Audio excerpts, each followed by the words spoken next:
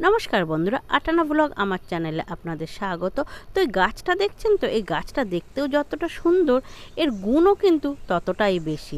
এটি ঔষধি গুণে ভরপুর একটা গাছ। এই গাছটা আপনি রান্নাঘরে থাকা সহজলভ্য উপকরণ দিয়েই না এটা আপনি বাড়িতেই বানিয়ে নিতে পারবেন।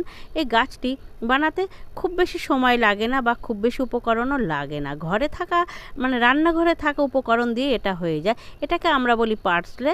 এটি অবশ্য রান্নাঘরে যে আমরা মশলা হিসেবে রাঁধুনি ব্যবহার করি না, সেই রাঁধুনি দিয়ে এই গাছটি তৈরি হয়। এই গাছের না অসীম গুণাগুণ আছে, যেটি রোগ প্রতিরোধের খুবই উপকারিতা, এবং এতে ভিটামিন সিও আছে প্রচুর পরিমাণে।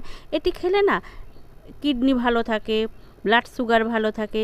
তো এই গাছটা আমরা বাড়িতেই বানিয়ে নিতে পারি।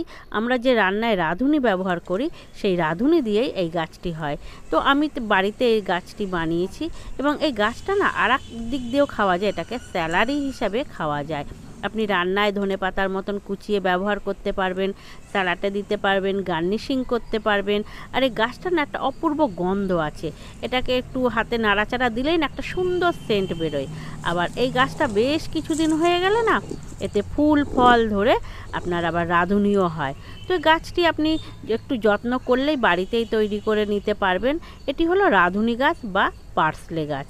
এটি আমি বাড়িতেই তৈরি করেছি। একটা টবের মধ্যে মাটি দিয়ে নিয়েছি, নিয়ে তার মধ্যে যে রাঁধুনি আমরা ফোড়ন হিসাবে খাই বা পাঁচ ফোড়নেও ব্যবহার করি, সেই রাঁধুনি কয়েকটা দানা ওর মধ্যে ছড়িয়ে দিয়েছি, দিয়ে মাটিটাকে ভালো করে ভিজিয়ে দিয়েছি। আর যেখানে পর্যাপ্ত পরিমাণে রোদ্দুর এবং বাতাস চলাচল করে, সেখানে টবটিকে আপনি রোদ রেখে দেবেন এবং মাটিটাকে মাঝে মধ্যে ভিজিয়ে ভিজিয়ে দেবেন। দেখবেন কয়েকদিনের মধ্যে সুন্দর এরকম আপনার গাছ বেরিয়ে গেছে।